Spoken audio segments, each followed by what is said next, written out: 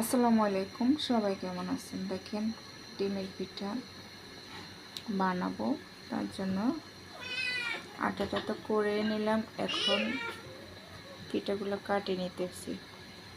দেখেন কে কে আমার মতো এভাবে ডিমের পিঠা কাটেন বলেন তো। এরকম এই দিয়ে কে কে কাটেন,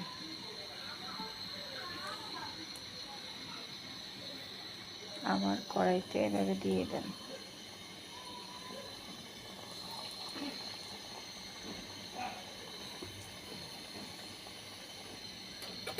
এই যে দেখেন ডিমের পিঠাগুলো চাকা হয়ে গেল। এই তো দেখেন ফাইনালি আমার ভাজা ভাজা শেষ।